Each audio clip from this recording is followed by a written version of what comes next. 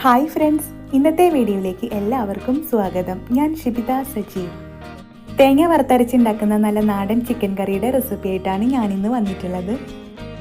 വീഡിയോയിലേക്ക് പോണതിന് മുന്നേ ഈ ചാനൽ ആദ്യമായിട്ട് കാണുന്നവരുണ്ടെങ്കിൽ താഴെയുള്ള സബ്സ്ക്രൈബ് ബട്ടൺ പ്രസ് ചെയ്യാൻ മറക്കരുത്. കൂടെ തൊട്ടപ്പുറത്തുള്ള ബെല്ലൈക്കണിലെ ഓൾ എന്നും കൂടി ക്ലിക്ക് ചെയ്തെങ്കിലുള്ളൂ ഞാനിടുന്ന വീഡിയോസൊക്കെ നിങ്ങൾക്ക് നോട്ടിഫിക്കേഷനായിട്ട് കിട്ടുള്ളൂ.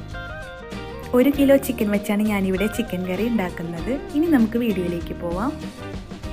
ഈ ഒരു ചിക്കൻ കറി ഉണ്ടാക്കാനായിട്ട് നമുക്ക് തേങ്ങ വറുത്തെടുക്കാനുണ്ട്. ആദ്യം തന്നെ ഒരു പാൻ ചൂടാക്കി അതിലേക്കൊരു 5-6 ഏലക്കായ ഇട്ട് കൊടുക്കാം. ഏലക്കായയുടെ കൂടെ 5 ഗ്രാമ്പും 1 ടീസ്പൂൺ കുരുമുളകും ഇട്ട് കൊടുക്കാം. അതിനുശേഷം നമുക്ക് ഇതെല്ലാം ഒന്ന് നന്നായി ചൂടാക്കിയെടുക്കാം. ഏലക്കായും ഗ്രാമ്പും കുരുമുളകുമെല്ലാം ഇവിടെ നല്ലപോലെ ചൂടായി വന്നിട്ടുണ്ട്. ഇതിലേക്ക് ഞാൻ 1 മുറി തേങ്ങ ഇട്ട് കൊടുക്കുകയാണ്. തേങ്ങയുടെ കൂടെ 1 തണ്ട് കറിവേപ്പിലയും ചേർത്ത് കൊടുക്കാം. അതിനുശേഷം നമുക്കിത് നല്ല ബ്രൗൺ കളറാവുന്നവരെ വറുത്തെടുക്കാം.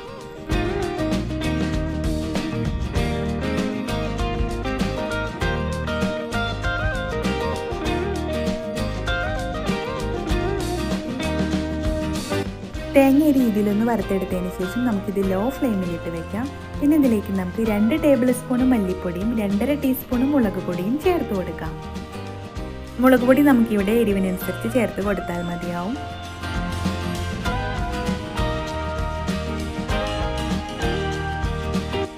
ഇനി നമുക്ക് പൊടികളെല്ലാം നന്നായി ഒന്ന് ചൂടായി വരുന്നവരെ ഇളക്കി കൊടുക്കാം. പൊടികളെല്ലാം നല്ലപോലെ ചൂടായി വന്നാൽ നമുക്ക് തീ ഓഫ് ചെയ്യാം. തീ ഓഫ് ചെയ്തതിന് ശേഷം നമുക്ക് കുറച്ച് നേരം കൂടി ഇളക്കി കൊടുക്കണം. ചട്ടിയുടെ ചൂട് കാരണം മുളക് പൊടിയും മല്ലിപ്പൊടിയും കരിഞ്ഞു പോകാൻ ചാൻസ് ഉണ്ട്. ഇതിനി തണുത്തതിന് ശേഷം അരച്ചെടുക്കാനായിട്ട് ഒരു മിക്സിയുടെ ജാറിലേക്ക് ഇട്ട് കൊടുക്കാം.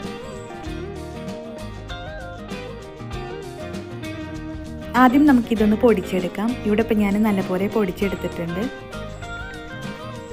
അതിനുശേഷം അരച്ചെടുക്കാനായിട്ട് നമുക്കിതിലേക്ക് ആവശ്യത്തിനുള്ള വെള്ളം ഒഴിച്ചു കൊടുക്കാം. തേങ്ങ ഞാനിവിടെ നല്ലപോലെ അരച്ചെടുത്തിട്ടുണ്ട്. ഇനി നമുക്ക് ചിക്കൻ കറി ഉണ്ടാക്കാനായിട്ട് ഒരു ചട്ടി അടുപ്പത്ത് വെക്കാം. ചട്ടി നല്ലപോലെ ഒന്ന് ചൂടായി വന്നാൽ നമുക്കിതിലേക്ക് കുറച്ച് വെളിച്ചെണ്ണ ഒഴിച്ചു കൊടുക്കാം. എണ്ണ നന്നായി ഒന്ന് ചൂടായി വന്നതിന് ശേഷം ഞാനിതിലേക്ക് 1/2 ടീസ്പൂൺ വലിയ ജീരകം ഇട്ട് കൊടുക്കുകയാണ്. വലിയ ജീരകം ഒന്ന് മൂപ്പിച്ചെടുത്തതിന് ശേഷം നമുക്കിതിലേക്ക് 2 സവാള നീളത്തിൽ കട്ട് ചെയ്തത് ചേർത്ത് കൊടുക്കാം. സവാളയെല്ലാം ചേർത്തതിന് ശേഷം നമുക്കിത് നല്ലപോലെ ഒന്ന് വഴറ്റിയെടുക്കാം.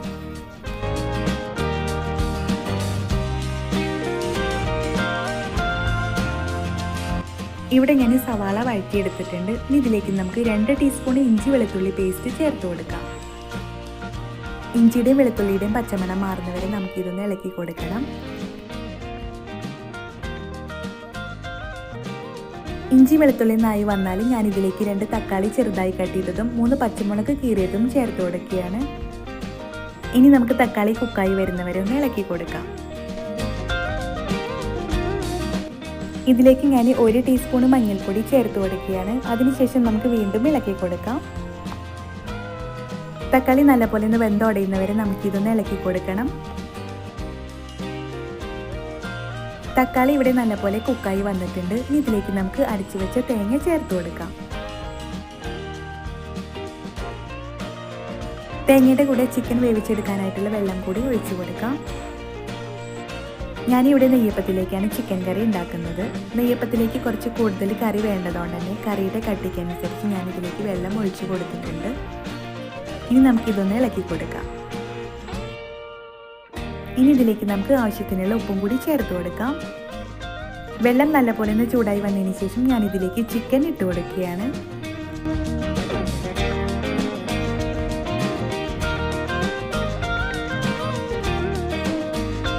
ചിക്കൻ എല്ലാം ചേർത്തതിന് ശേഷം നമുക്കിതെല്ലാം ഒന്ന് നന്നായി മിക്സാക്കി എടുക്കണം. മിക്സാക്കി എടുത്തതിന് ശേഷം നമുക്കിത് അടച്ചു വെച്ച് കുക്ക് ചെയ്തെടുക്കാം. ഇടയ്ക്ക് നമുക്കിതൊന്ന് തുറന്ന് നോക്കി ഇളക്കി കൊടുക്കണം.